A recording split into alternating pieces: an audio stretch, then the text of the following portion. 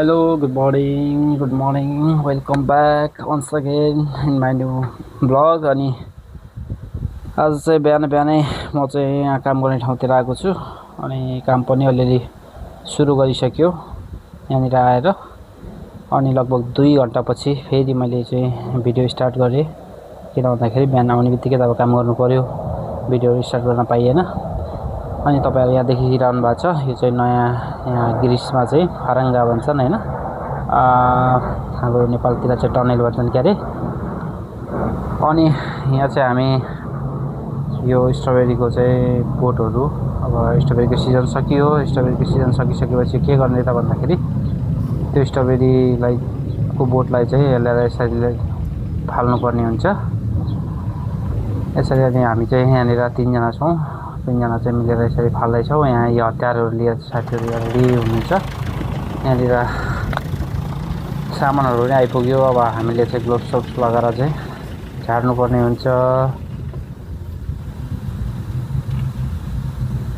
अनि त्यसपछि म पनि यहाँनिर भिडियो मोबाइललाई चाहिँ भिडियो मोडमा राखेर म पनि अगाडि बढे अब काम गर्नु पर्यो हतियार पनि रेडी छ म नि हतियार बोकेर अगाडि बढे त्यो गाडीमा भएको सामानलाई चाहिँ डम्पिङ साइडतिर फाल्दिनु पर्ने हुन्छ अनि एकैछिनमा त्यो सामानहरु चाहिँ व्यवस्था गरेर आएर टक्क सामान हतियारलाई चाहिँ गाडियो साथीले पनि यहाँनिर गाड्नु भयो खम्बा अनि हाम्रो यो सामान बोक्ने गाडी चाहिँ अगाडि बढ्यो अनि हामी एकछिन रेस्ट गर्नु पर्यो भनेर चाहिँ यहाँ रेस्टतिर लागे म अनि नुवाकोट सम्झे चाहिँ भिडियो म बनाउँछु भनेर तम्सिनु भयो गाइज हाम्रो चाहिँ काम गर्ने ठाउँ यही नै हो गिरिसको रम्मल घारी भने पनि अम्मल घारी भने यही हो तर के गर्नु हाम्रो केटाहरु सारै थाकेर बेलचा सहित यहाँ सिरानी हालेर सुतेका छन् अब के नयाँ नयाँ फारङ्गा बन्दै छ कोही आउनु मन छ भने यहाँ हाम्रो विवेक सरलाई सम्पर्क गर्नु उहाँ पुरै सुतिराख्नु भएन राम्रो छ अब यता पनि सम्पर्क गर्दा हुन्छ अब गर्नु तर के रे फोन सम्पर्क हैन अब गिरिस किन छिरिस भन्ने सम्भावना त हामीले यहाँ देखिसक्यौं यस्तो राम्रो राम्रो डम्पिङ साइडमा आउन पाइएको छ यो गिरिस भन्ने कि यो चितुनको जंगल भन्ने गैंडा चरन जंगल जस्तै छ छन् चाहिँ अब यहाँ बाघ आउँछ अहिले हामी बाघ गोठालोमा छौं अब स्यालहरु चाहिँ गइसक्यो 2-3 जना थिए त्यही नै हो अब के भन्नु र ल यहाँ केटाहरु मस्त के छ शरद दाइ हाल खबर एकदम राम्रो छ अनि हाम्रो विवेक दाइको यता देखाउन सुती पैसा कमाउने भनेको युरोपमा यही हो ठीक छ नि ठीक छ महिनामा 2 लाख सुती हेर्नु यहाँ सुत्न पनि कम त भिआइपी सोफा छ यहाँ गमबुट लाएर सुत्न पाउनु भने भाग्यमानी हो नि सुतेर 2 लाख कमाउने अन्त कहाँ हाम्रो यहाँ विवेक दाइ पुरै थकानमा छन् विवेक दाइ जो ठीक छ नि अनि हाम्रो नुवाकोटी सन्धिलाई चाहिँ के भन्छ नुवाकोटको साथीलाई चाहिँ यसो भिडियोग्राफर बनाऊँ हैन ब्लगर बनाऊँ नयाँ ब्लगर भनेको त यहाँ माल सामान बोकेर फेरि हाम्रो ट्रोली चाहिँ आइपुग्यो टक्क लाएर अब यसलाई चाहिँ व्यवस्था गर्नुपर्ने हुन्छ पार्टीहरु चाहिँ यहाँनिर हतियार बोकेर रेडी भइसक्नु भएको छ यो व्यवस्था गर्नको लागि व्यवस्था त गर्नै पर्यो अनि म पनि यहाँ भिडियो यसो खिच्दै सेफ्टी ग्लासहरु चाहिँ लगाएर चाहिँ त्यहाँ थाहा गर्दै म पनि अगाडि बढे अब यसलाई व्यवस्था गरेर चाहिँ हामीले पठाइदियौं एकैछिनमा अनि गाडी अगाडि बढ्यो खाली मात्र के गरिया थियो फेरि अर्को सुड्डो आइपुग्यो फेरि माल सामान लिएर आइपुग्यो ब्याक टु ब्याक माल सामान आएर चाहिँ लास्टै हैरान गरिराखेको छ त्यही पनि वी आर गोर्खाली हैन वी नेभर गिभ अप हैन त्यही भएर चाहिँ अब गिभ अप गर्ने कुरा आएन हान्नु पर्यो फेरि यसलाई व्यवस्था गर्नुपर्ने हुन्छ यसलाई नि अब व्यवस्था मिलाएर चाहिँ पठाइदिनु पर्ने हुन्छ माल सामान बोकेर हतियारहरु बोकेर चाहिँ हामी रेडी छौं टोली रेडी छ 3 दलमा 1-2 दल अगाडि रेडी भइसक्नु भयो म चाहिँ एकछिन क्यामेरा यसो त्यसै राखेको छु अनि यसलाई व्यवस्था मिलाउनु पर्ने हुन्छ घाम चर्को भएर अनि धुलोहरु एकदम उडिराखेको छ गाह्रो गाह्रो बनाइराखेको छ आज लगभग ड्युटीको एन्डिङ मोडमा आइराखेका छौँ लगभग अन्तिम चरणमा छौँ आज सब प्याक भइसकेको छ के अरे डम्पिङ साइड चाहिँ अब यहाँ ट्रोली ब्याक गरिरहेछ अब यो ट्रोलीलाई चाहिँ ढक्क व्यवस्था गरेर खाली गरेर चाहिँ पठाइदिनु पर्ने हुन्छ छिटो फेरि अरूलाई काम दिनु पर्यो उता लोडिङ गर्ने साथीहरू हुनुहुन्छ उता जम्मा गर्ने कलेक्सन गर्ने साथीहरू हुनुहुन्छ उहाँहरूलाई पनि त काम दिनु पर्यो छिटो गरेर नत्र फेरि साउबाले अहिले जागिर धरपमा पारिदिनुहुन्छ त्यसैले अब म चाहिँ ट्रोलीतिर चढ्न लागे अनि भिडियो पनि गर्नु पर्यो कसरी चाहिँ यसलाई व्यवस्था मिलाइन्छ भनेर तपाईहरुलाई देखाउनु पनि पर्यो हैन अब नसुतेरै मात्रै चाहिँ बस्ने हो कि भनेर सोच्नु भएको होला त्यस्तो हैन ग्लोभ्स लगाएर म लगायत हाम्रो टोलीहरु चाहिँ मुभ भइसक्यौ नआकोटको साथी चढिराख्नु भएको छ तपाईको दाइ पनि रेडी हुनुहुन्छ अब हामीले हतियार चलाउन लाग्यौं है त यसरी हतियार अब नन हतियार चलाउनु पर्ने हुन्छ यहाँनिर यहाँ देख्न सक्नुहुन्छ कतिको गाह्रो छ सोचे जस्तो छैन युरोप सोचेको भन्दा फरक छ त्यसमाथि पनि एग्रिकल्चरमा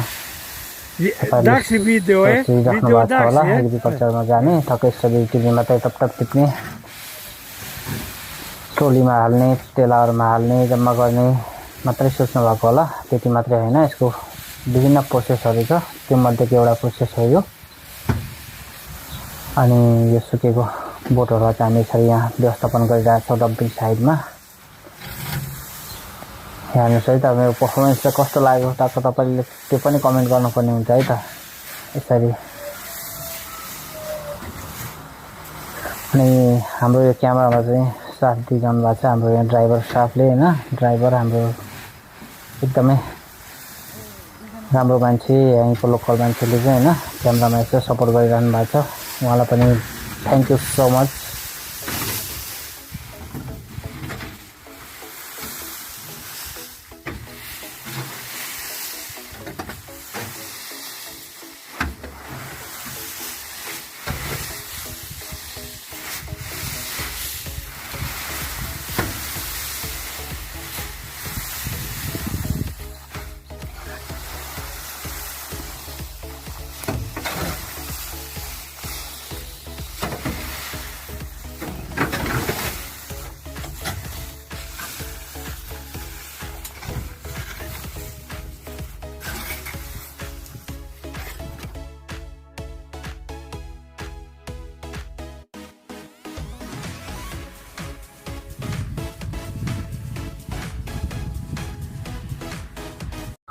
अनि हाम्रो चाहिँ यहाँनिर यो सामानहरुलाई चाहिँ व्यवस्थापन गर्नुपर्ने हुन्छ व्यवस्थापन गर्नको लागि चाहिँ यहाँनिर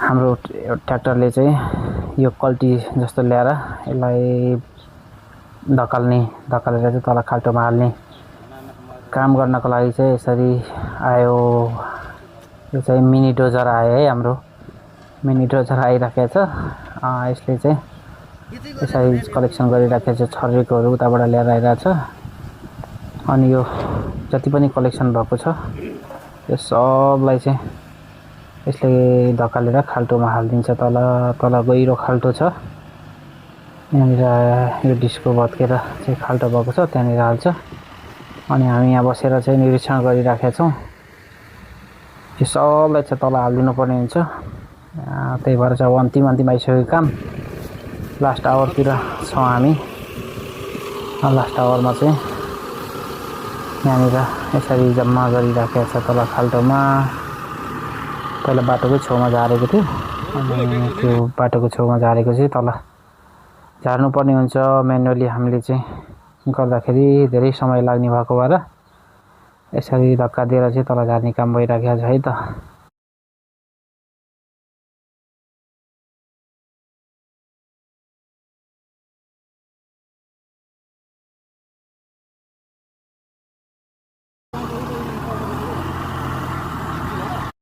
अनि फोहोर व्यवस्थापन गरेर चाहिँ अन्तिम चरणमा पुगिसकेको छ। तपाईँ देख्न सक्नुहुन्छ अघि कति थुप्रो थियो, त्यो थुप्रोहरूलाई चाहिँ सब तल झारिसक्यो होइन। अनि आजको जागिर चाहिँ लगभग अन्तिम चरणमा आएको छ। अब 1-2 टिप आउँछ अनि त्यसलाई पनि हामीले व्यवस्थापन गर्नुपर्ने हुन्छ।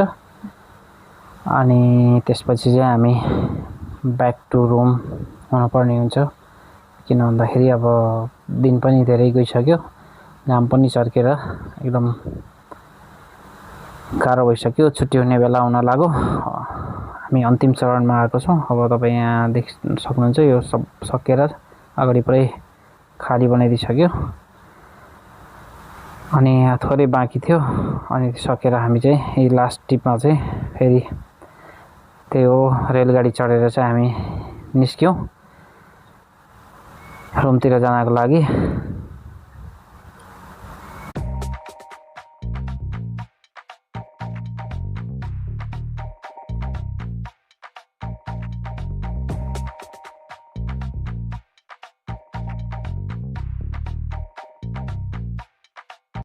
अनि हामी चाहिँ यो जुन स्ट्रबेरीहरूको बोटहरू चाहिँ लिएर गइराखेको थियो, यहीबाट लिएर गएको, यही फराङ्गाहरूबाट, यही टनलहरूबाट चाहिँ लिएर गएर अनि उता फाल्ने काम भएको हो होइन। त्यही हो, त्यो एरिया हुँदै म चाहिँ रुम जाँदैछु। यो यसरी चाहिँ यहाँनिर तपाईँले देखिरहनु भएको छ भिडियोमा, यसरी उखालेको हो अस्ति। अनि यसरी उखालेर चाहिँ हामीले जम्मा गरेको थियौँ अनि त्यसलाई चाहिँ आज व्यवस्थापन गरेको हो है। यसरी झ्याप यसरी उखालिएको थियो, यसरी 70 पारियो। अब त्यसलाई व्यवस्थापन गरेको है त आज। अनि हामी चाहिँ अगाडि बढ्यौँ, रुमतिर अगाडि बढिराखेका छौँ। ड्युटी सकेर अरू साथीहरू चाहिँ ड्युटी सकेर अगाडि गइसक्नुभयो, किनकि हाम्रो चाहिँ अन्तिमसम्म व्यवस्थापन गर्ने काम चाहिँ अलि आधी घन्टा बेसी चाहिँ हुन्छ होइन। त्यही हो, स्ट्रबेरीको चाहिँ सिजन सकियो यहाँनिर। यसरी अब यसलाई खाली गर्ने काम भइराखेको छ, नेक्स्ट सिजनको लागि रेडी गर्ने काम भइराखेको छ।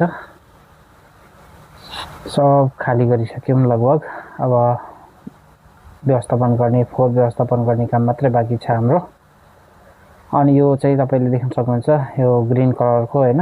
अनि यो चाहिँ रोजबेरी भन्ने फल रोप्नको लागि रेडी बनाइराखेको नयाँ फाराङ्गा हो। यहाँनिर तपाईँले देखिरहनु भएको छ, यो चाहिँ रोजबेरीको लागि तयारी अवस्थामा छ। अब केही दिनमै यो कामहरू सकेर, अहिले गरिराखेको कामहरू सकेर चाहिँ यतातिर हामी लाग्नुपर्ने हुन्छ। ब्याक टु ब्याक कामहरूको चाहिँ लाइन भइराखेको छ यहाँनिर। त्यो रोजबेरीको चाहिँ फेरि माथि ग्रिन कलरको छ, ग्रिन स्काई जस्तै। अनि फाइनली हामी चाहिँ हाम्रो क्याम्पतिर पुग्यौँ होइन, रुमतिर पुग्यौँ। रुमतिर गएर चाहिँ अनि रुममा आएर नुहाइधुवाइ गरेर फ्रेस भएर होइन बस्यो। अनि यहाँनिर चाहिँ थोरै तातो पानीको चाहिँ व्यवस्था गर्नु पऱ्यो भनेर म यहाँ बेडकै छेउमा चाहिँ तातो पानी, सुमन तातो पानी चाहिँ खानु पऱ्यो भनेर यहाँनिर किटलीलाई चाहिँ उगारेर हेरेँ। अनि यो किटलीलाई चाहिँ अलिकति पानी थप्नुपर्ने हुन्छ। अलरेडी पानी थियो, अलिकति थोरै पानी थपेर यसलाई पानी तताउनको लागि किटली अन गरियो। अब किटलीमा पानी तताएर यसो थोरै पिउनु पर्ने हुन्छ। अनि आज बनाएको भिडियोलाई चाहिँ एडिट गर्नु पऱ्यो।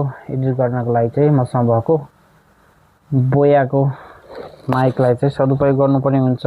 बोया TX मोडललाई चाहिँ मैले ओपन गरेँ। अनि ओपन गरेर यसको चार्ज छ कि छैन त्यो पनि चेक गर्नुपर्ने हुन्छ। अनि यसको चार्ज चाहिँ म चेक गर्न लागेँ। चार्ज छैन भने चाहिँ ग्रिन बत्ती लाइट चाहिँ बल्दैन। अनि चार्ज रहेछ, ग्रिन लाइटले सिग्नल दियो। अनि त्यसपछि USB कनेक्टर पनि चार्ज छ कि छैन भनेर चाहिँ चेक गरियो। अनि त्यसपछि म पानी रेडी भयो। रेडी भएको पानीलाई चाहिँ व्यवस्था गर्नुपर्ने हुन्छ थोरै पानी खाएर चाहिँ। अनि त्यसपछि आफ्नो काम अघि खिचेको भिडियोलाई चाहिँ थोरै एडिट गर्नुपर्ने हुन्छ अनि रेस्ट पनि गर्नुपर्ने हुन्छ। त्यही अब भिडियो चाहिँ के कस्तो लाग्छ तपाईँहरूले चाहिँ प्रतिक्रिया दिनु पर्यो हैन। अनि ब्याक टु ब्याक भिडियोहरू ल्याउने कोसिस चाहिँ भरपुर भइराखेको छ। त्यही अब भिडियोमा चाहिँ तपाईँको सल्लाह सुझावको एकदम आवश्यक छ। साउन्ड सहित रेकर्ड गर्न नसकेका भएर चाहिँ साउन्ड पछि रेकर्ड गर्दै भिडियोहरू जेनतेन हालिराखेको छु। So thanks for watching, see you in next video, bye by.